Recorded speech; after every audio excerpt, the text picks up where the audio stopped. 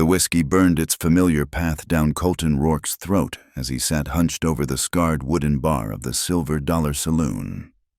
Outside, the Wyoming wind howled through the streets of Dry Creek, rattling loose boards and stirring up dust devils that danced between the weathered buildings.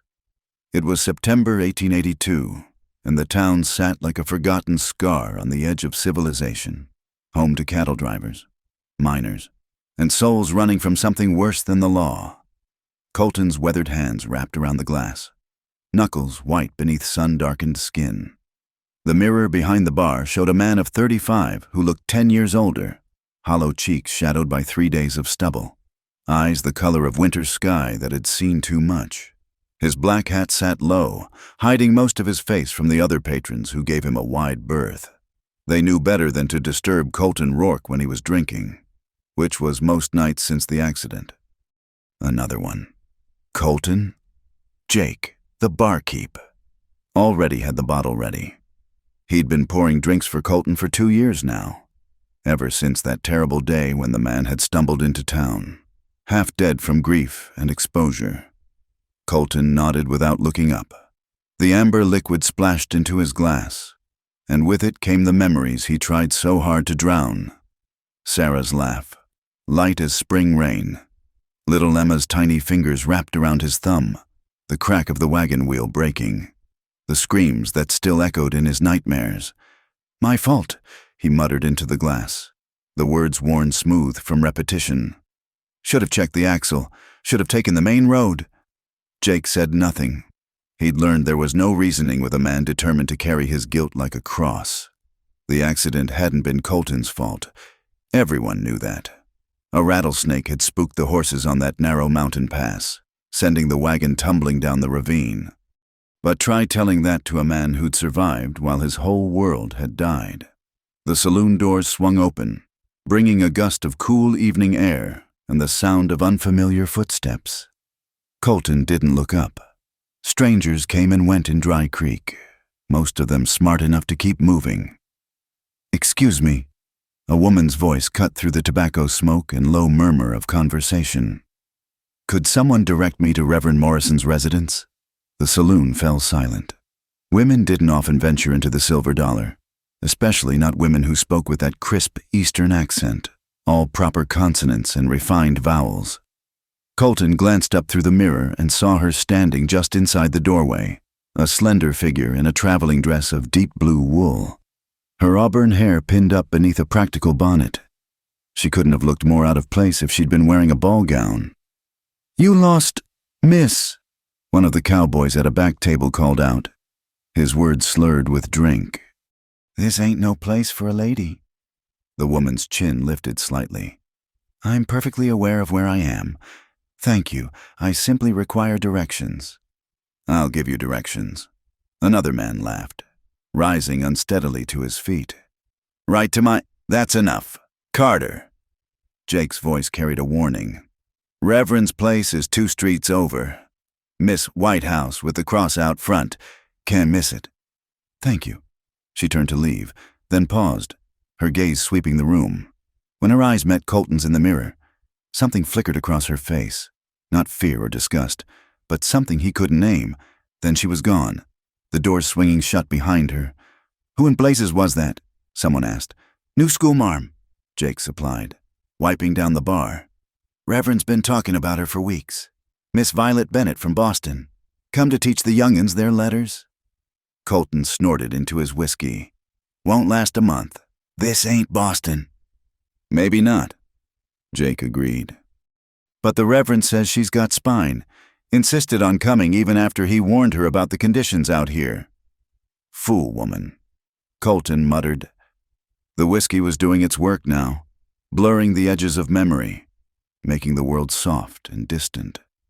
He signaled for another pour.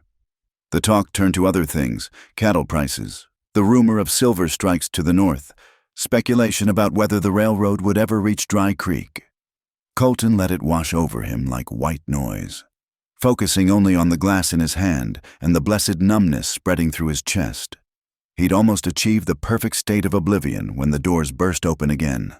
This time, it was the Schoolmarm. her neat appearance disheveled, her face flushed with anger. She marched straight up to the bar, ignoring the startled looks from every man in the place. "Which one of you gentlemen?" she said, her voice dripping with sarcasm on the word gentleman. "Thought it would be amusing to nail the schoolhouse door shut?" Silence. Then a snicker from the back table where Carter and his friends sat. "Just a little welcome gift. Miss?" Carter grinned. "Gotta have a sense of humor out here in the territories." Violet Bennett's eyes narrowed. She walked over to Carter's table with the purposeful stride of someone who'd never backed down from a fight. "A sense of humor? You think preventing children from receiving an education is humorous? Ain't no children signed up for your school yet, far as I heard." Carter shot back. "Maybe folks around here don't need some Eastern woman telling them how to raise their young'uns. Perhaps they simply need to see that someone cares enough to try," she retorted. "Unlike certain individuals who seem to have nothing better to do than drink themselves stupid and play childish pranks." Carter's face darkened. He stood up, towering over her. "You got a sharp tongue. Woman, someone ought to teach you how things work around here. And I suppose you're volunteering." Violet didn't retreat an inch. "How very brave of you, intimidating a woman half your size. Your mother must be so proud." The slap of Carter's hand hitting the table made everyone jump. Everyone except Violet Bennett, who stood her ground like she was facing down a misbehaving student instead of a drunk cowboy twice her size. Colton found himself setting down his glass, some long-dormant instinct stirring despite the whiskey fog. He'd seen Carter get mean when he was drunk, and this Eastern woman clearly had no idea what kind of danger she was courting. "You need to learn some respect," Carter growled, reaching for her arm. The crack of Violet's palm against Carter's cheek echoed through the saloon like a gunshot. The big man staggered back, more from shock than pain, his hand flying to his reddening face. "The only thing I need to learn," Violet said clearly, "is where to find a hammer to remove those nails. Good evening, gentlemen." She turned on her heel and walked out, leaving a room full of stunned men in her wake. It was so quiet you could hear the wind whistling through the cracks in the walls. Then someone laughed, a short, surprised bark of sound. Another man joined in, then another, until the whole saloon was roaring. Even Jake was grinning as he polished a glass. Did you see Carter's face? Like he'd been kicked by a mule. That little slip of a woman? Carter's face went from red to purple. He knocked over his chair as he headed for the door. Murder in his eyes. Without thinking, Colton stuck out his boot. Carter went sprawling, cursing as he hit the sawdust-covered floor. "Let it go, Carter," Colton said quietly, not looking at him. "Woman's got courage. Leave her be." Carter scrambled to his feet, fists clenched.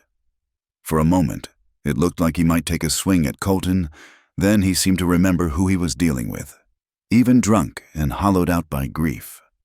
Colton Rourke was still the fastest draw in 3 counties, still the man who'd faced down rustlers and claimed jumpers without blinking. "This ain't over," Carter snarled, but he headed for the back door instead of the front. Colton returned to his whiskey, but the spell was broken. He couldn't recapture that comfortable numbness. Instead, he kept seeing violet eyes, apt, considering her name, staring back at him from a face that mixed refined beauty with raw determination, the way she'd stood up to Carter, like she had steel in her spine instead of bone. Sarah would have liked her, a treacherous voice whispered in his mind. Sarah always did admire women with grit. He pushed the thought away violently, draining his glass in one burning swallow. Sarah was dead. Emma was dead. And he'd killed them as surely as if he'd put a gun to their heads. No amount of courage from some fool Eastern schoolmarm was going to change that. But as he stumbled out into the night, heading for his small cabin on the edge of town, Colton couldn't shake the image of those violet eyes meeting his in the mirror. Something in that gaze had looked past the whiskey and the filth and the self-pity, seeing straight through to the man he used to be. It was terrifying. And for the first time in 2 years, Colton Rourke went to bed without drinking himself into unconsciousness. He lay awake instead, staring at the rough wooden ceiling, wondering why a stranger's defiance had stirred something in his chest that he'd thought was dead and buried with his family. In the morning, he told himself, he'd go back to forgetting. In the morning, he'd drown himself in whiskey until that schoolmarm was just another blurred face in a town full of people he avoided. But tonight, God help him, he remembered what it felt like to give a damn about something, and he hated her for it. Violet Bennett surveyed her kingdom, a converted stable that still smelled faintly of horses despite her best efforts with lye soap and elbow grease. 6 small faces looked back at her from makeshift benches, their expressions ranging from curious to skeptical. It wasn't the crowd she'd hoped for after 2 weeks in Dry Creek, but it was a start. "Good morning, children," she said brightly, refusing to let disappointment creep into her voice. "Today we're going to begin with the alphabet. My PA says book learning's for soft folks," declared Tommy Hartwell, a gap-toothed boy of 8. "Says all a man needs is to know horses and cattle." "And what does your mother say?" Violet asked gently. The boy's face fell. "Ma can't read, but she wants me to learn so I can read her the letters from her sister back in Missouri." "Then we'd better make sure you learn well, hadn't we?" Violet picked up her worn primer, ignoring the leak in the corner where last night's rain had found a weakness in the roof. She'd already placed a bucket beneath it, but the steady plink, plink, plink served as a metronome for the lesson. She was halfway through teaching them to write their names when a commotion outside made everyone look up.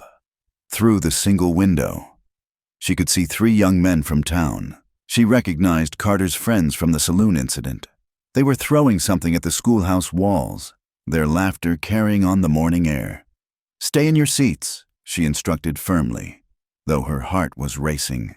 She stepped outside to find them pelting the building with rotten apples. "Morning, Schoolmarm," one called out with mock politeness. "Just thought your fancy school could use some decoration." "Gentlemen, you're disrupting my class," Violet said calmly, though her hands clenched in her skirts. "Please move along." "Or what? You'll slap us too?" The tallest one, whom she'd heard called Wade, advanced with a swagger. Carter's still sore about that, both his face and his pride. "Then perhaps he should conduct himself in a manner that doesn't invite such responses," she replied coolly. Wade's eyes narrowed. "You got a smart mouth for someone who doesn't understand how things work here. This ain't Boston, lady. We don't need your kind here." "My kind?" Violet raised an eyebrow. "You mean someone who can read and write? Yes, I can see how that might be threatening." The third man, Billy, picked up a larger piece of fruit. What might have once been a melon. "Maybe we ought to show her." "You boys lose something?" The quiet voice came from behind the troublemakers. They spun around to find Colton Rourke leaning against a fence post, his hat pulled low, one hand resting casually near his holstered pistol. He looked like he just rolled out of bed, clothes rumpled, jaw unshaven, but his eyes were sharp and cold as winter steel. "This ain't your concern, Rourke," Wade said, though he took a step back. "Just having some fun with the teacher."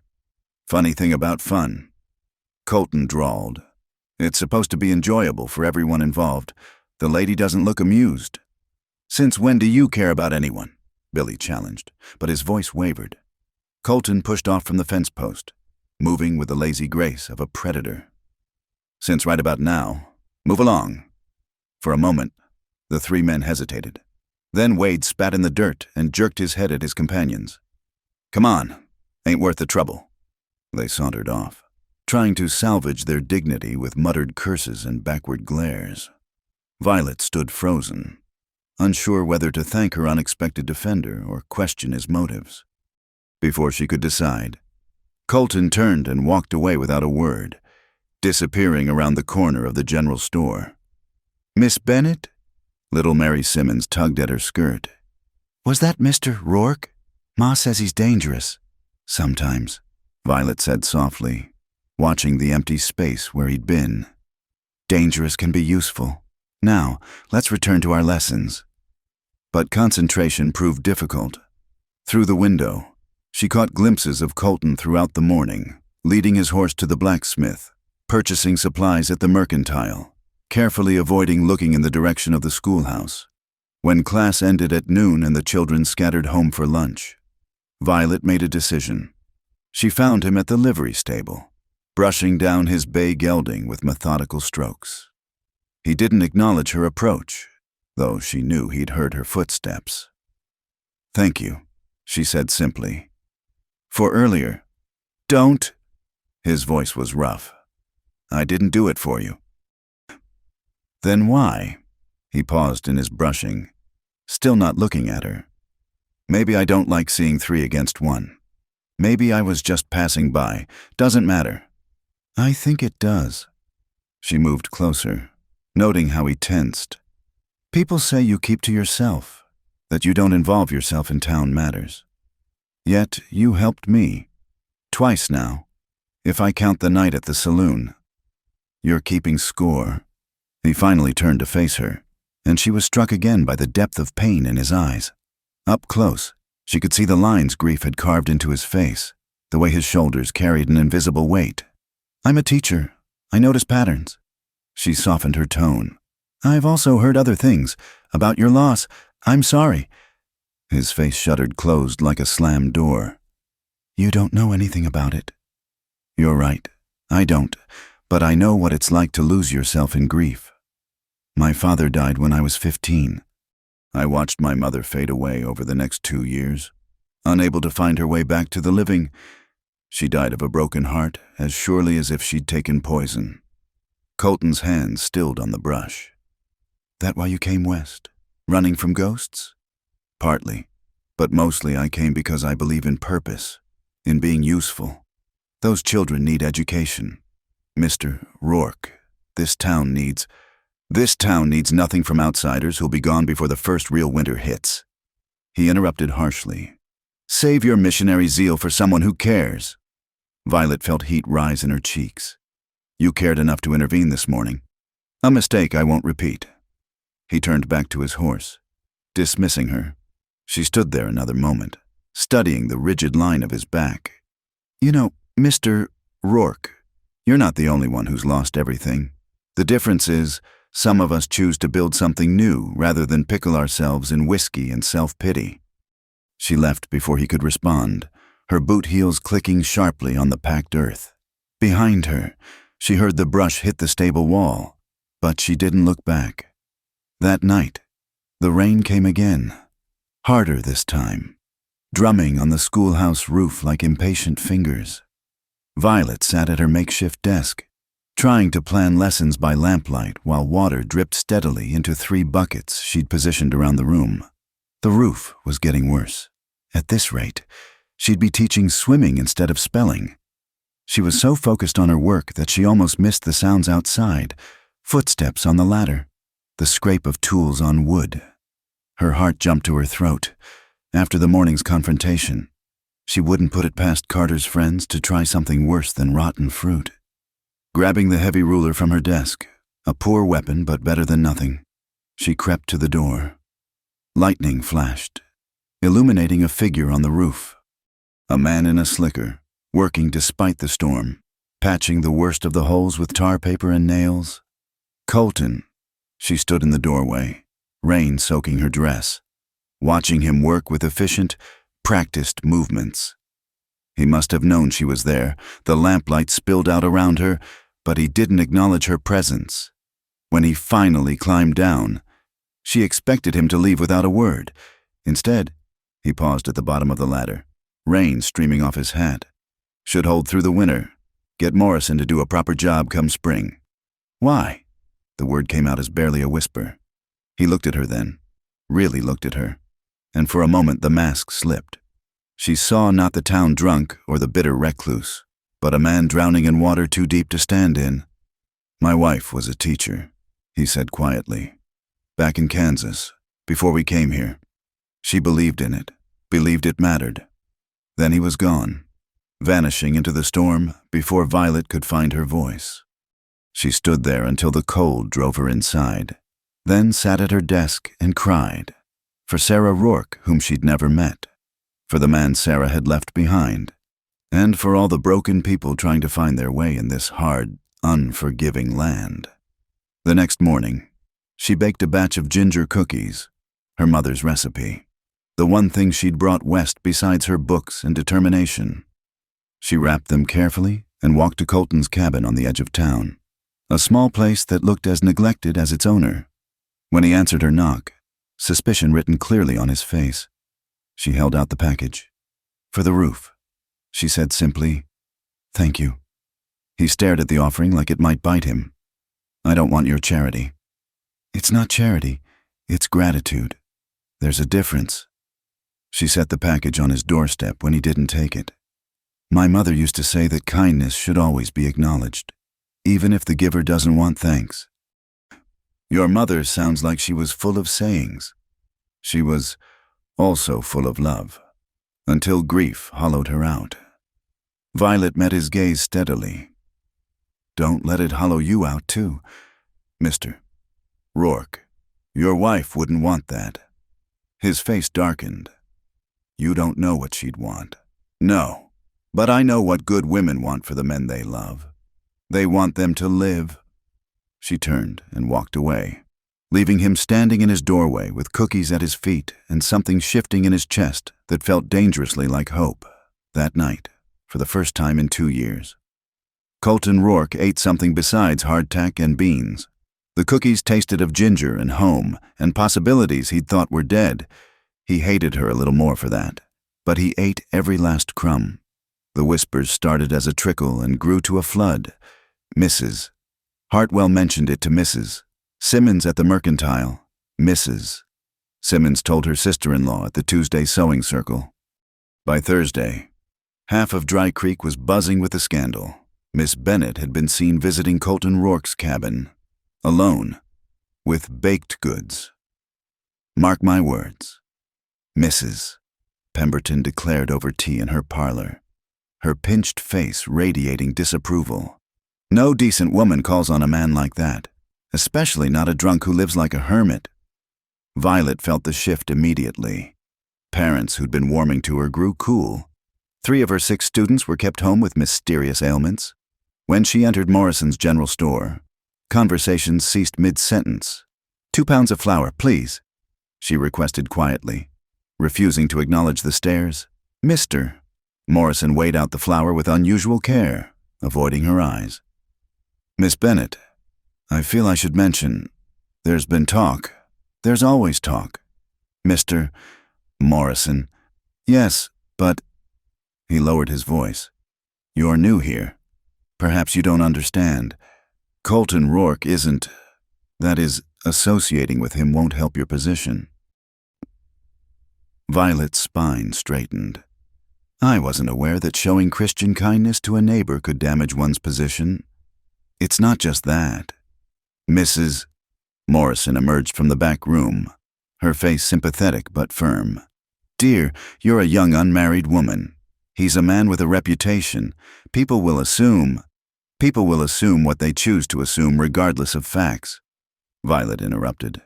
"If they prefer gossip to education for their children, that's their loss." She paid for her flour and left, head high, but her heart was heavy. Down to 3 students now, barely enough to justify keeping the school open. She'd come west to make a difference, not to become another casualty of small-town prejudice.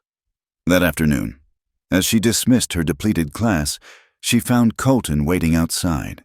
He stood apart from the building, clearly uncomfortable, his hat in his hands. "You shouldn't be here," she said quietly. "It's making things worse."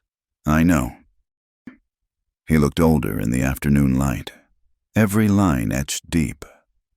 "That's why I came, to tell you to stay away from me. I beg your pardon. You heard me." His voice was rough. "I'm poison in this town. You want to help those kids? Keep your distance from me." Violet studied him, noting the way his fingers worried the brim of his hat.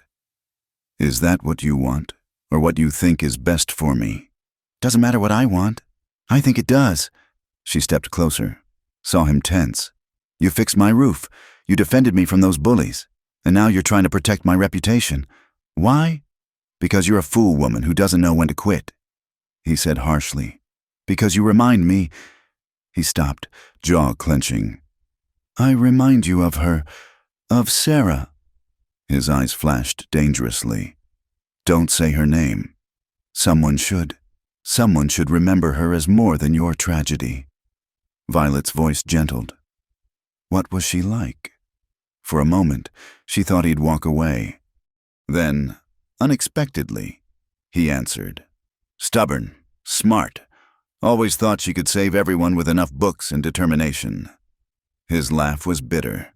Sound familiar? A little. Violet smiled sadly. She sounds wonderful. She was. The words came out cracked. She was everything. Her and Emma both. My whole world in a wagon that went over a cliff because I was too proud to take the safe road. Tell me about Emma. No, but even as he refused, words spilled out. 4 years old, hair like sunshine. Called me Papa in a voice like bells. She was just learning to write her name when... He stopped, breathing hard, fists clenched. Violet reached out without thinking, her hand covering his. He jerked away as if burned. Don't, he warned. I'm not some broken thing for you to fix. I'm not trying to fix you, I'm trying to see you. Then you're a bigger fool than I thought. He jammed his hat back on his head. Stay away from me. Miss Bennet, for both our sakes. He strode away, leaving her standing alone in the dusty street. That night, she sat in her small room above the millinery shop, wondering if she'd made a terrible mistake coming west. The candle flickered in the draught from the window, casting dancing shadows on her few precious books. In Boston, she'd had a library, students eager to learn, a future mapped out neat as arithmetic. Here, she had 3 students, a leaking schoolhouse, and a growing fascination with a man who seemed determined to destroy himself. A soft knock interrupted her brooding. She opened the door to find young Mary Simmons, clutching her primer. Mary, what are you doing out so late? Ma says I can't come to school no more, the girl said, tears tracking down her cheeks. Says it ain't proper, you being friendly with Mr. Rourke and all. Violet knelt to the child's level. I understand. Your mother wants what's best for you. But I want to learn, Mary burst out. I want to read stories and write letters and know things. And you will. Violet wiped the girl's tears gently. Learning doesn't only happen in schoolhouses. Here. She pressed one of her own books into Mary's hands. Keep this hidden. Read a little each night. I'll test you when I see you at the store. You mean it? I promise. Now hurry home before your mother worries. After Mary left, Violet made a decision. If the town wanted to judge her for showing kindness to a broken man, so be it, but she wouldn't let their prejudice stop her from her purpose. The next morning, she had only 2 students, Tommy Hartwell and a Mexican boy named Miguel, whose family lived on the outskirts of town. She taught them with the same enthusiasm she'd have shown to 20, but her heart ached for the empty benches. That afternoon, unexpected, Colton appeared in the schoolhouse doorway. The boys goggled at him. The mysterious drunk cowboy was a figure of legend among the children. Heard you were short on students, he said gruffly. Thought maybe, that is, these boys probably need to learn more than just letters. Such as? He shifted uncomfortably. Tracking, horse care, how to tell when a storm's coming, practical things. Violet hid her surprise. Are you offering to teach them? Not teaching, just showing. He looked at the boys. If they're interested. Yes, sir. Tommy jumped up eagerly. Can you show us how to quick draw like you did against those rustlers? No guns, Violet said firmly, but tracking sounds educational. Gentlemen, get your slates. We'll have an outdoor lesson.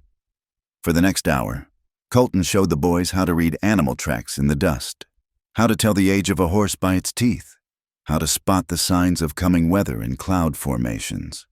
He was patient with their questions, gentle when correcting mistakes. Violet saw glimpses of the father he'd been, the man he was before grief rewrote his story. When the lesson ended and the boys ran home chattering excitedly, Colton lingered. This doesn't change anything, he said. I'm still poison. Funny, Violet mused. You didn't look very poisonous teaching Tommy how to tie a proper knot. You look like a man who still has something to give. One afternoon doesn't erase 2 years of drinking myself into the ground. No, but it's a start. He shook his head. You don't understand. Every day, I wake up and for 1 second, I forget. Then I remember. And it's like losing them all over again. The whiskey's the only thing that makes it stop.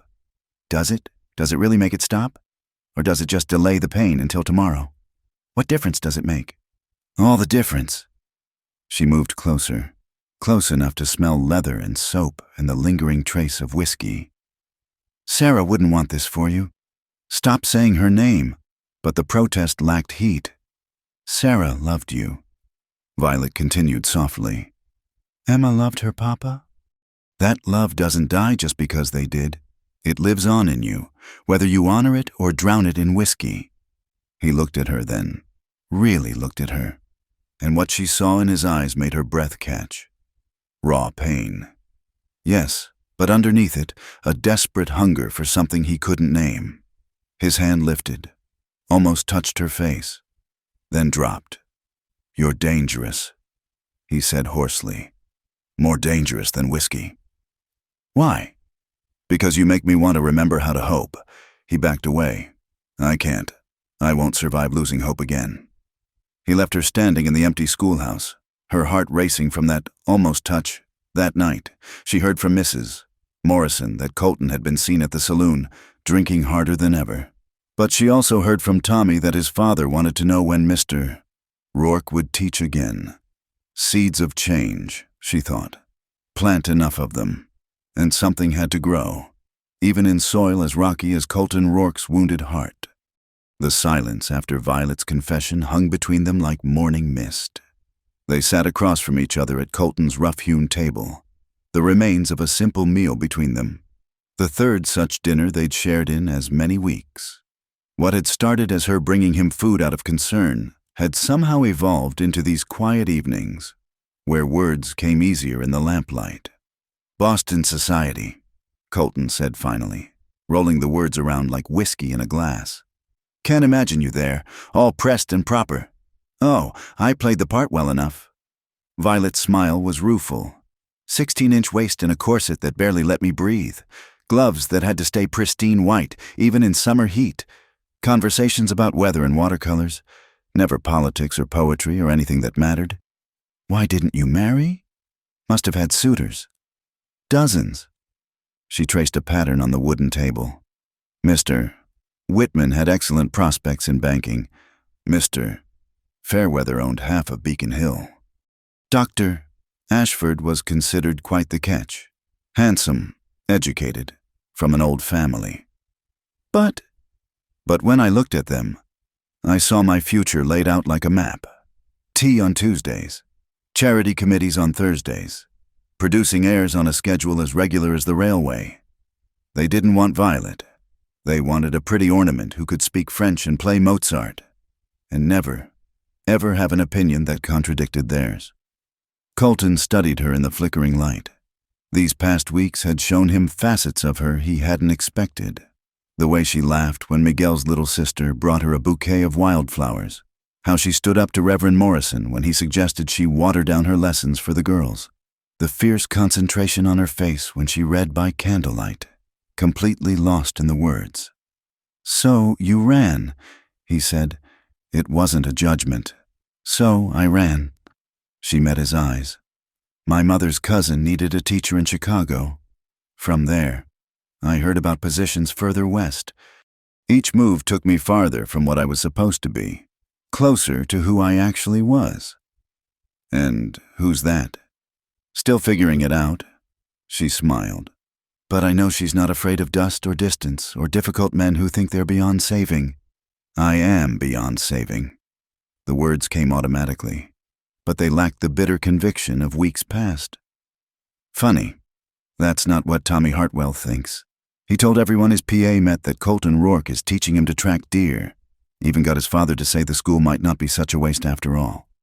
One boy's opinion doesn't change anything. No. What about 6 boys? 8? Violet leaned forward. Word spreading. The Martinez family wants to send their older sons, even Mrs. Pemberton admitted privately that practical skills wouldn't hurt alongside book learning. Colton pushed back from the table, pacing to the window. Outside, November darkness pressed against the glass. You don't understand. Every time I start to feel anything good, it feels like betrayal, like I'm forgetting them. Tell me about the day Emma was born. The change of subject made him flinch. Why? Because remembering the joy isn't betraying the grief. They can exist together. He was quiet so long she thought he wouldn't answer. Then, snowstorm, middle of January. Sarah was convinced the baby would wait for better weather. His voice softened. Emma had other ideas. I had to deliver her myself. No midwife could get through the drifts. Smallest thing I ever held. Wrapped her in my shirt because we'd run out of clean blankets. Sarah laughed when she saw us, said we looked like a pair of drowned cats. She sounds wonderful. She was. Colton turned from the window. First thing Emma did was grab my finger, held on like she'd never let go. Sarah said it meant I'd be wrapped around that little finger forever. You still are. What? You're still wrapped around her finger, still being the father she loved. Just lost in the woods for a while. Colton crossed back to the table, standing close enough that Violet had to tilt her head back to see his face. You're doing it again. What? Making me hope. His hand lifted to her cheek, thumb brushing across her cheekbone. It terrifies me. Violet's breath caught. Hope usually is terrifying. That's how you know it's real. For a moment, they stayed frozen, his hand on her face, her eyes locked with his. Then thunder crashed overhead, breaking the spell. Colton jerked back as rain began hammering the roof. Storm came up fast, he muttered. You can't walk back in this. As if to emphasize his point, lightning split the sky, illuminating the room in stark white. The wind howled, driving rain against the windows in sheets. I'll wait it out, Violet said, though her pulse was racing for reasons that had nothing to do with weather. But the storm only intensified. An hour passed, then 2. The temperature dropped, turning rain to sleet. Finally, Colton spoke the words hanging between them. You'll have to stay. Yes. She stood, smoothing her skirts nervously. I can sleep in the chair. Take the bed. I'll bed down in the barn. In this weather? Don't be ridiculous. She bit her lip. We're both adults. We can share the space without... That is, you can have your bed. I'll make a pallet by the fire. No. His voice was firm. Sarah would box my ears if I let a lady sleep on the floor. Take the bed. I'll take the floor. They prepared for sleep with the awkward courtesy, careful not to touch as they moved around the small space. Violet lay in his bed, trying not to think about how the pillows smelled like him, while he settled by the dying fire. The storm raged on, but inside, another kind of tension crackled. Colton, she whispered into the darkness. Thank you for the dinners, for teaching the boys, for trying. Silence. Then, thank you for not giving up on me. I'm from Boston, she said lightly. We're famously stubborn. His quiet laugh warmed her more than any fire. But later, when the storm's violence peaked, she heard other sounds, restless movement, a choked-off groan. She slipped from the bed, finding him twisted in his blankets, caught in a nightmare. No, he muttered, still asleep. Sarah, hold on. Emma, baby, Papa's coming. Colton. She knelt beside him, touching his shoulder. Colton, wake up. His eyes flew open, wild and unfocused. For a moment he didn't seem to see her. Then recognition dawned, followed quickly by anguish. Every night, he said hoarsely. Every damn night. I try to save them. Without thinking, Violet gathered him against her, his head on her shoulder. He shuddered but didn't pull away. I couldn't reach them, he whispered into her neck. The wagon went over so fast, I can still hear, shh. She stroked his hair, feeling the tremors run through him. It wasn't your fault. I chose that road. I thought I knew better than the old-timers who warned against it. You made the best decision you could with what you knew. That's all anyone can do. They stayed that way as the storm gradually spent itself, her holding him as he finally gave voice to the memories that haunted him.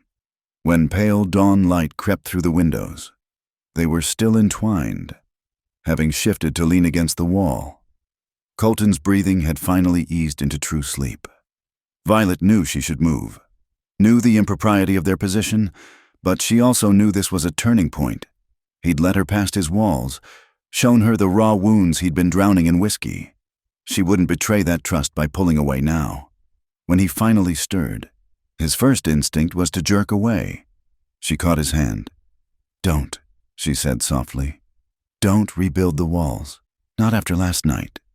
He looked at her, hair tumbled loose, dress wrinkled, eyes soft with understanding, and something shifted in his chest.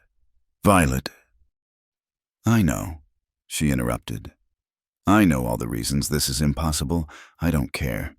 You should care. You should run far and fast from the mess I am." "Probably." She smiled. "But I've never been very good at doing what I should."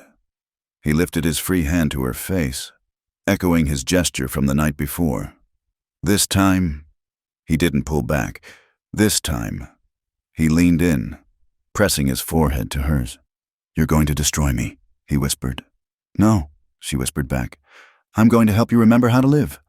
The sun broke fully over the horizon, painting the room in gold and shadow. Outside, the storm had passed, leaving the world washed clean. Inside, two damaged souls clung to each other, afraid to let go, afraid to hold on, but unable to do anything else. It was messy and complicated and probably doomed. But for the first time in 2 years, Colton Rourke felt something other than pain. And Violet Bennett, who'd crossed a continent to find herself, discovered that sometimes you found home in the most unexpected places, like the arms of a broken cowboy who was learning, slowly, how to heal, the morning after the storm. Violet walked back to town with her head high, ignoring the twitching curtains and knowing looks. Let them talk. She discovered something more important than reputation in Colton's arms, a connection that transcended propriety. But Colton retreated into himself like a wounded animal. He avoided town for 3 days, and when she finally confronted him at his cabin, the walls were back up, reinforced with fresh guilt. "Last night was a mistake," he said without preamble, not meeting her eyes. "You should forget it happened." "I see." Violet kept her voice steady despite the hurt lancing through her. "And which part was the mistake? The part where you finally talked about your pain, or the part where you let yourself feel something besides grief?" "All of it." He turned away, shoulders rigid. "I told you I'd destroy you, your reputation. Is my concern, not yours." She moved closer, but he flinched away. "Colton, please, don't do this." "Go home, Violet. Go back to Boston where you belong." "I belong where I choose to belong." Her temper flared. "And I choose here. I choose the children who need education. I choose this difficult, beautiful place. And yes, I choose you, even when you're being a stubborn fool. You can't choose a dead man. You're not dead. You're hurt and scared and guilty, but you're alive. I felt your heartbeat last night. I saw you smile when Tommy mastered that knot. You're fighting so hard to stay buried, but life keeps pulling you back up." He whirled to face her then, eyes wild. "And what happens when I fail? When I start drinking again? When the weight of it all crushes me and I disappoint you like I disappointed them? Then we face it together." "No." The word came out raw. "I won't do that to you. I won't let you waste your life on someone who what? Who loved his family so much that losing them broke him? Who still has so much to give if he'd just forgive himself?" Tears stung her eyes. "You're so convinced you're poison. You can't see what others see. Leave, Violet, please." She stared at him for a long moment, then turned and walked out. But she didn't go far. From the schoolhouse, she could see his cabin. She watched him emerge an hour later, heading not to the saloon but to the small cemetery on the hill. He stayed there until sunset. That evening, Jake from the saloon knocked on her door. "Miss Bennett, thought you should know. Colton's at the bar. Well, He's in a bad way. Violet's heart sank. She found Colton slumped over the bar, a half-empty bottle beside him. But something was different. Instead of the usual blank despair, his face showed active torment. "Can't do it," he mumbled when he saw her. "Tried. Can't make it go away anymore." "Make what go away?" "You—" He looked up with bloodshot eyes. "Your voice in my head, telling me to fight, to live. Sarah's voice used to be loudest, telling me to join her. Now it's yours, and I hate you for it." "Good," Violet said quietly. "Hate me if you need to, but come home. This is home." He gestured at the bottle. "This is what I am." "No, this is what you're hiding behind." She took the glass from his unresisting fingers. "Come on, let's get you back." He was too drunk to walk steadily, leaning heavily on her as they made their way through the dark streets. People would talk tomorrow, but Violet didn't care. She got him inside his cabin and to the bed, pulling off his boots as he mumbled incoherently. "Stay," he said suddenly, grabbing her wrist. "Please, just stay." Against her better judgment, she sat on the edge of the bed. He curled around her like a child seeking comfort, and she stroked his hair until he fell asleep. She stayed the whole night, watching him thrash through nightmares, soothing him when he woke confused and anguished. Dawn found them both exhausted.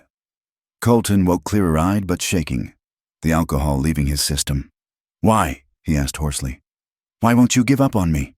"Because I see who you could be, who you still are, underneath the pain. I tried to drink you away." His laugh was bitter. "Couldn't even do that right. Maybe that means something." He was quiet for a long time. Then, "I need help." They were the hardest 3 words he'd ever spoken. Violet squeezed his hand, blinking back tears. "Yes," she agreed. "You do." The next weeks were hell. Colton's body rebelled against the absence of alcohol, sweating, shaking, retching. Violet took a leave from teaching, staying with him through the worst of it. She read to him when the tremors eased, forced broth down his throat when he could keep it down, held him when the cravings clawed at his sanity. "Tell me about Boston." He'd beg when the need for drink became overwhelming, so she'd spin stories about cobblestone streets and gas lamps, about the smell of the harbor and the sound of church bells on Sunday mornings. Anything to give his mind something else to grab onto. On the 5th night, the fever broke. Colton woke clear-eyed for the first time in years, truly present. He found Violet asleep in the chair beside the bed, dark circles under her eyes, still wearing the same dress from 2 days ago. "You stayed," he whispered, wonderingly. She stirred, immediately checking him for signs of distress. "How do you feel?" "Like I've been trampled by cattle, but clear." He caught her hand. "Violet, what you've done is what anyone would do for someone they care about." "No, it's what angels do for fools who don't deserve it." His thumb traced circles on her palm. "I could fall off the wagon tomorrow. You know that, right? Then we'll get you back on it." "We?" he repeated softly. I'd forgotten what that word felt like. She leaned forward, pressing her forehead to their joined hands. "You're not alone anymore, Colton, not unless you choose to be." He was quiet for a long moment. Then, "Read me something. Not about Boston, something with hope in it." Violet reached for the book of poetry she'd brought from her room, finding Tennyson by feel. "Though much is taken, much abides," she read softly. "And though we are not now that strength which in old days moved earth and heaven, that which we are, we are." As her voice wove through the familiar words, Colton felt something ease in his chest. Not healing, not yet, but the possibility of it. The chance that a man could lose everything and still find reason to continue. When she finished reading, he pulled her gently from the chair to sit beside him on the bed. Not for anything improper. He was too weak and she too exhausted, but for the simple human comfort of closeness. "I'm going to try," he said into her hair. "Really try. Not just for you, but for them. Sarah would hate what I've become." "Sarah would understand," Violet corrected gently. But she'd want you to live. Teach me how. The words came out broken. I've forgotten. One day at a time, one breath at a time. She curled into his side, feeling his arm come around her. That's all any of us can do. Outside, the sun rose over Dry Creek, painting the sky in shades of hope. Inside the cabin, two souls held each other, not in passion but in promise. The road ahead would be hard, full of setbacks and struggles. But for the first time in 2 years, Colton Rourke believed he might survive it. And Violet Bennett, who'd traveled across a continent to find purpose, discovered that sometimes salvation came not from saving others, but from the courage to let them save you in return. Reverend Matthias Blackwood stepped off the stagecoach looking exactly like what he was, a man who believed his righteousness gave him dominion over others. His black coat remained impossibly pristine despite the dust of travel, his collar starched stiff as his moral certainty. Violet's father had sent him, along with a letter that might as well have been a summons home to face judgment. Miss Bennett, he greeted her outside the schoolhouse, his thin lips barely moving. Your father is deeply concerned about reports of your situation here. My situation? Violet kept her voice level. You mean my work educating children who would otherwise remain illiterate? I mean your association with unsuitable individuals. Your father has heard disturbing rumors about your involvement with a local drunkard. Heat rose in Violet's cheeks, but she maintained her composure. Mr. Rourke has been assisting with the children's practical education. He's been sober for 3 weeks now. 3 weeks. Blackwood's tone dripped condescension. How admirable. And I suppose that erases years of dissolution. Really, Miss Bennett, I expected better judgment from a woman of your background. My judgment is sound. Reverend, perhaps you should reserve yours until you've spent more than 5 minutes in our town. His eyes narrowed. I'll be conducting a thorough investigation. The school board in Boston is prepared to withdraw their support if my report is unfavorable. Your father is prepared to do worse. He's already begun proceedings to have you declared incompetent if you refuse to return home voluntarily. Violet felt the blood drain from her face. He wouldn't dare. Wouldn't he? A young woman, living alone in rough territory, consorting with inappropriate companions. Any judge in Massachusetts would side with a concerned father. Blackwood adjusted his coat. I'll be staying at Reverend Morrison's home. I trust you'll arrange for me to observe your educational efforts. He swept away, leaving Violet shaking with rage and fear. Her father's reach was longer than she'd thought, his determination to control her life extending even to this remote corner of Wyoming. She found Colton at the schoolhouse, helping Tommy and Miguel repair desks damaged by winter weather. He took one look at her face and sent the boys home early. What happened? She told him about Blackwood, watching his expression darken. He can't force you to leave, can he? Legally, if my father has me declared incompetent. She sank onto a bench. I'm 28 years old, and he still thinks he owns me. We won't let that happen. Colton sat beside her, careful to maintain proper distance. They'd been scrupulously appropriate since his recovery, both aware of the scrutiny they faced. The town's starting to support the school. They'll speak for you. Will they? When Blackwood starts asking about us? About the nights I stayed at your cabin? You were helping a sick man. Nothing improper happened.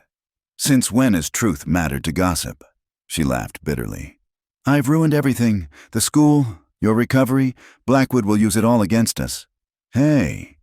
Colton touched her hand briefly. You saved my life. If that ruins you in their eyes, then they're the ones who are wrong, not us. That evening, Blackwood attended the town meeting Violet had called. Parents filtered in slowly, more than before. She noted with surprise, word of the threat to the school had spread. Ladies and gentlemen, she began, Reverend Blackwood has come from Boston to evaluate our educational program. I thought it best we discuss the school's future openly. The school's future, Blackwood interjected, rising. Depends entirely on maintaining proper moral standards. I've heard disturbing reports about the instructor's conduct. What conduct, Mrs.? Hartwell spoke up. Teaching our boys to read? That's disturbing. I refer to her inappropriate relationship with Mr. Rourke. Silence fell. Then Tommy Hartwell stood up. Mr. Rourke's been teaching us tracking and knots and how to doctor horses. He ain't had a drink since Miss Bennett helped him get well. That inappropriate enough for you? Children should be seen, Blackwood began. Children should be heard when they got something worth saying, interrupted James Martinez, Miguel's father. My boys learned more in 3 months than I learned in a lifetime. Miss Bennett and Mr. Rourke, they're good people. Good people don't engage in scandalous behavior, Blackwood countered. I've been told Miss Bennett spent nights at Mr. Rourke's cabin, nursing him through withdrawal. Doctor, Henley stood up. I should know. I advised her on his care. Would you rather she'd let him die? That's your Christian charity? More voices rose, parents defending the school, children talking about their lessons, even Mrs. Pemberton admitting that practical education alongside book learning made sense, but Blackwood remained unmoved. Sentiment doesn't erase impropriety, he declared. I'll be recommending the immediate closure of this school and Miss Bennett's return to Boston. No! The chorus came from a dozen young throats. Mary Simmons, who'd been sneaking lessons despite her mother's prohibition, stood up. Miss Bennett gave me books when Ma said I couldn't come to school. She taught me anyway. That's not improper. That's love. Her mother gasped. Mary Simmons, you've been disobeying. To learn. Ma. Mary's eyes filled with tears. To be more than just someone's wife someday. Ain't that worth something? The room erupted in arguments. Parents divided between propriety and possibility. Children pleading for their school. Blackwood trying to restore order. In the chaos, Violet felt a strange calm descend. She'd fought so hard to fit their expectations, to prove herself worthy by their standards. But maybe that was the wrong battle. She stood up, and gradually, the room quieted. Reverend Blackwood is right, by Boston standards. I've been improper. I've taught boys and girls together. I've helped a man fighting demons that your proper society would rather ignore. I've chosen compassion over convention at every turn. Finally, some admission of guilt. Blackwood said smugly, not guilt, choice. Violet lifted her chin. I choose to stay in Dry Creek. I choose to teach any child hungry for knowledge. And if that means losing Boston's support, so be it. Your father, my father, will receive a letter formally severing all ties. The words hurt, but also freed. I'm not the daughter he wanted, but I am the teacher this town needs. You're throwing away your life for these people. Blackwood sounded genuinely bewildered. No, I'm claiming it. Colton stood then, moving to stand beside her. Not touching, but present. The school stays open. Miss Bennett stays in Dry Creek. Anyone who disagrees can take it up with me. The implicit threat in his stance, the reminder of who he'd been before grief broke him, rippled through the room. But it was the children who turned the tide. One by one, they stood with their teacher, then their parents. Soon, only Blackwood remained seated. This is a mistake, he said coldly. You're choosing barbarism over civilization. We're choosing community over conformity. Reverend Morrison said quietly, I believe that's what Christ actually preached. Blackwood left the next morning, his report no doubt scathing. But as Violet opened the schoolhouse to find 15 students waiting, including Mary Simmons with her mother's reluctant blessing, she felt only relief. You did it, Colton said quietly, watching from the doorway. You won them over. We did it, together, together, he repeated. And the word held promises neither was quite ready to voice. But they were building something. Trust, connection, a future neither had imagined. That evening, Violet wrote 2 letters, one to her father, formally renouncing all claims to family money or support, the other to Sarah Rourke's grave, promising to take care of the man Sarah had loved, to help him find his way back to the light. She posted the first and delivered the second personally, kneeling in the cemetery as sunset painted the sky, somewhere in the distance. She heard children laughing, the sound carrying on the wind like a blessing. She'd lost Boston, but she'd found home. The smell hit them first, acrid smoke carrying on the night wind. Violet jolted awake in a room above the millinery, initially thinking someone's chimney had caught. Then she heard the bell clanging frantically and voices shouting in the street. "Fire! The schoolhouse is burning!" She threw a shawl over her nightdress and ran barefoot into the chaos. Orange flames licked at the schoolhouse walls, smoke billowing into the starlit sky. Townspeople had formed a bucket brigade, but the old wooden building was going up like kindling. "My books." Violet started forward, but strong hands caught her. "Are you insane?" Colton spun her around, his face fierce with fear.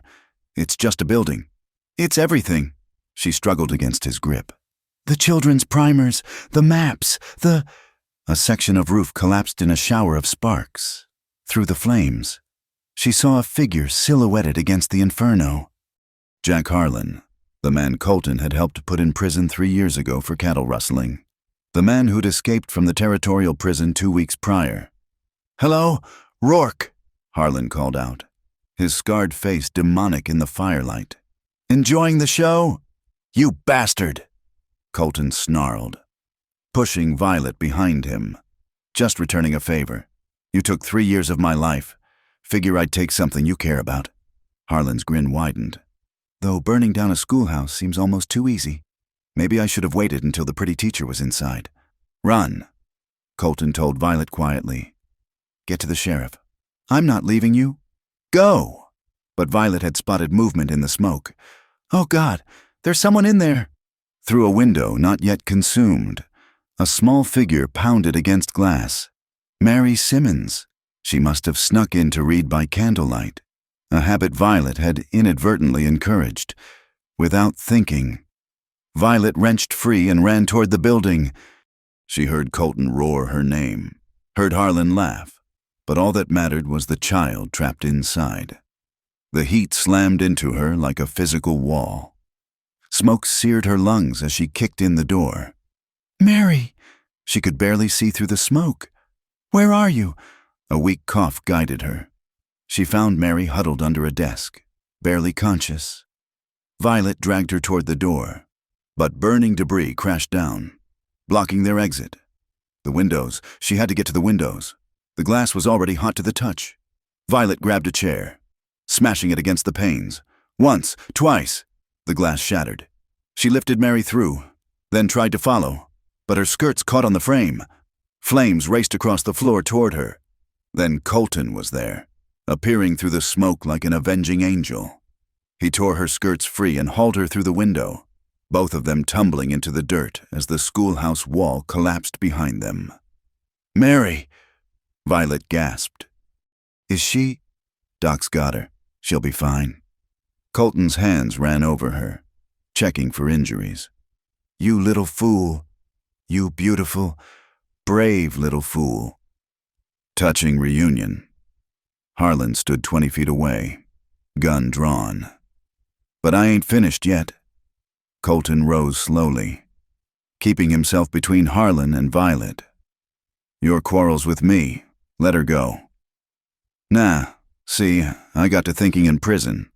Just killing you would be too quick, but making you watch her die first, that's poetry. Then you'll have to go through me. Happy to oblige." The shot was impossibly loud in the night air, but it wasn't Harlan's gun that fired. It was Sheriff Watson's, arriving with half the town behind him. Harlan spun and fell, clutching his shoulder. What happened next would be debated in Dry Creek for years. Harlan, wounded and desperate, raised his gun toward Violet.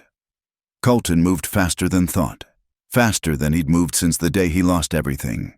He crashed into Harlan just as the gun fired.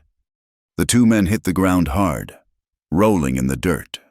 Colton's fist connected with Harlan's jaw once, twice.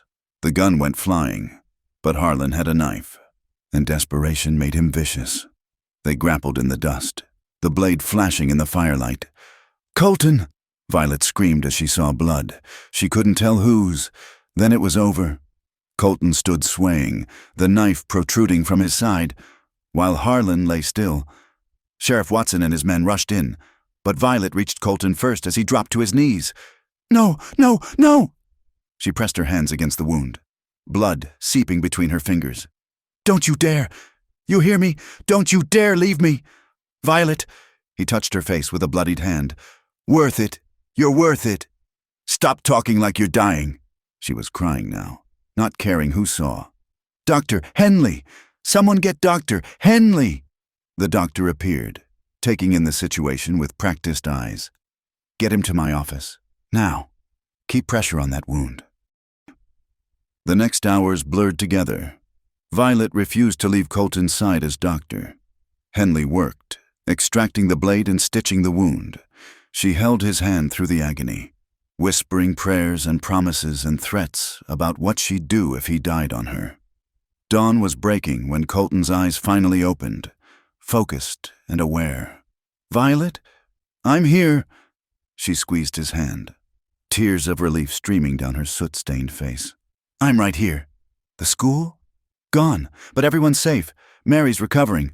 Harlan's in custody, properly this time. I'm sorry about the school. It's just a building. We'll rebuild." She leaned down, pressing her forehead to his. "I thought I'd lost you." "Can't get rid of me that easy." He managed a weak smile.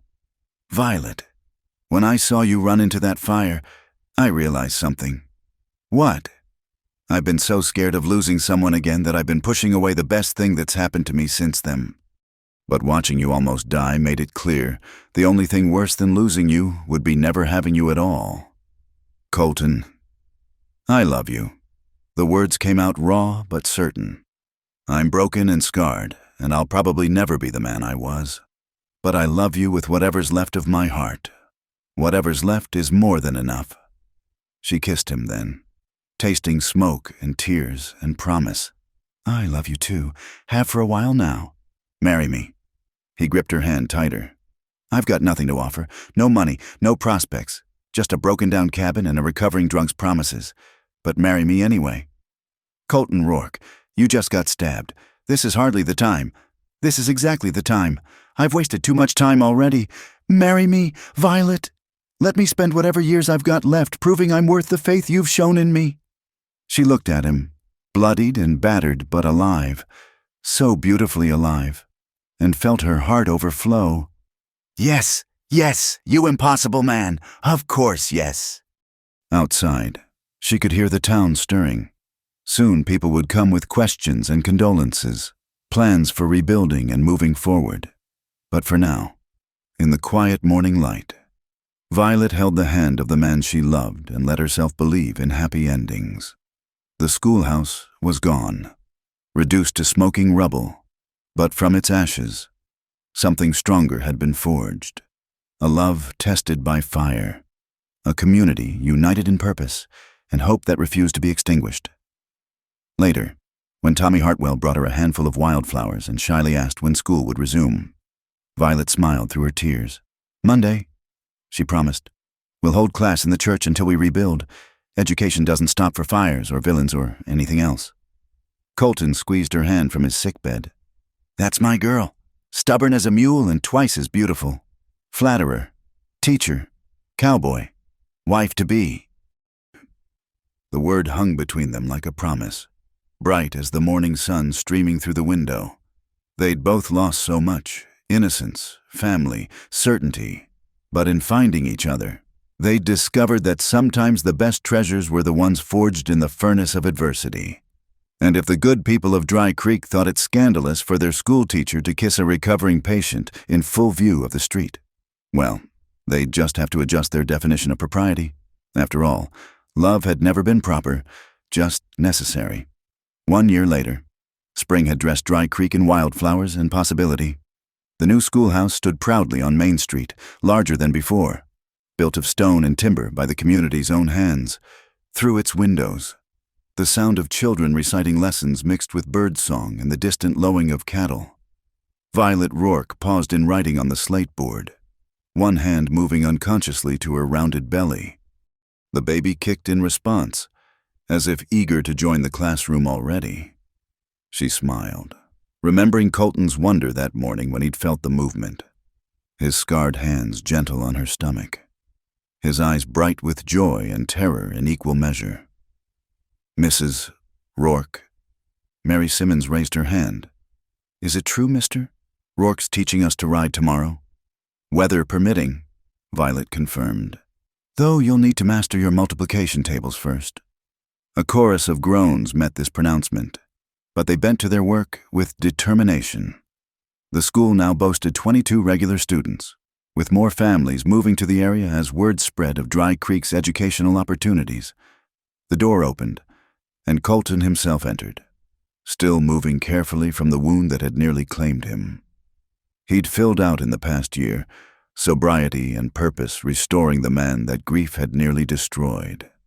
He worked now as the town's horse trainer and unofficial deputy, his reputation for both skill and reformed character drawing respect from even former skeptics.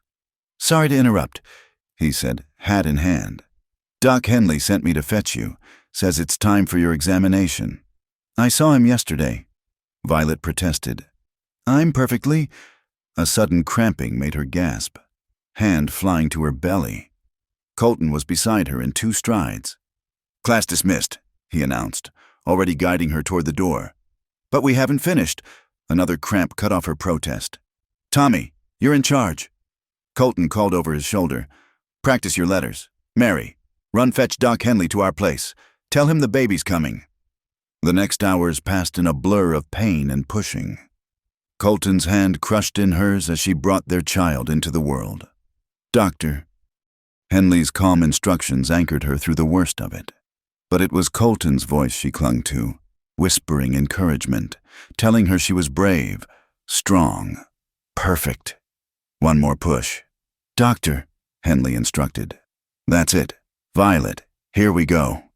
A cry pierced the air, angry, healthy, alive. Violet sagged back against the pillows, exhausted but exhilarated as doctor. Henley placed the squalling bundle on her chest. "A daughter," he announced.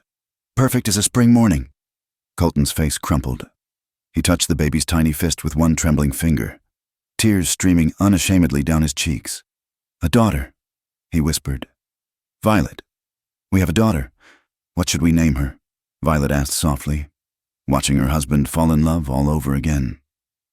"Hope," he said without hesitation. "Hope Sarah Rourke, for the future and the past, for everything lost and everything found." Violet nodded, tears matching his. It was perfect, this child who represented resurrection, redemption, the refusal to let grief have the final word. 3 days later, they held the wedding reception they'd postponed when Violet's pregnancy had progressed faster than expected. The whole town gathered in the church, spilling out into the street. Colton stood at the altar where they'd exchanged vows 6 months prior, now holding their daughter while Violet walked down the aisle in her mother's preserved wedding dress, altered to accommodate her changed figure. "Dearly beloved," Reverend Morrison began, "we gather today not just to celebrate a marriage, but a resurrection. This community has witnessed something precious, 2 souls finding light in darkness, building love from loss." "Is this the part where I kiss my wife?" Colton stage whispered, making everyone laugh. "You already married me," Violet reminded him, glowing with happiness. "This is just the party." "Best party Dry Creek's ever seen," someone called out, and the celebration began in earnest. Tables groaned under the weight of food donated by every family. Musicians played while children danced, even Mrs. Pemberton had softened, cooing over baby Hope and pronouncing her the image of refined beauty despite her humble circumstances. As sunset painted the sky crimson and gold, Violet found herself on the school's front steps, Colton beside her with Hope sleeping in his arms. The burned foundation of the old schoolhouse was still visible beneath the new building, a reminder of trials overcome. "Regrets?" Colton asked quietly. "About what?" "Boston, society, everything you gave up." Violet looked at him, this man who'd clawed his way back from the abyss, who loved their daughter with a fierceness that took her breath away, who still woke some nights reaching for ghosts but always found his way back to her. "I didn't give up anything," she said firmly. "I gained everything." "Sarah would have liked you," he said suddenly, She would have loved your strength, your stubbornness, your refusal to let me drown. I think I would have liked her too, and Emma. Violet touched Hope's downy head. They're part of our story, part of who we are. Not the ending I expected. Colton admitted, when I came to Dry Creek, I thought my story was over. Stories don't end, Violet said. They just turn the page to new chapters, as if in agreement. Hope stirred, opening eyes the same winter sky blue as her father's. She gazed up at them with infant solemnity, tiny fingers wrapping around Colton's thumb. She's holding on, he said wonderingly, just like, his voice broke, just like Emma did. Violet finished gently. And you're still wrapped around that little finger, still being the father you were meant to be. They sat in comfortable silence as the stars emerged, the sounds of celebration continuing around them. Inside the new schoolhouse, books waited on shelves built by community hands, maps hung on walls painted by parents who'd once feared education.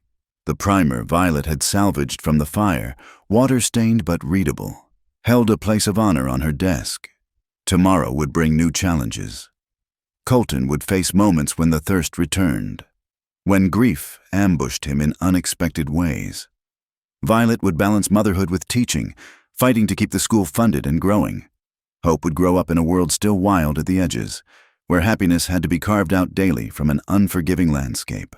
But tonight, under the vast Wyoming sky, they were simply a family, imperfect, scarred, but whole.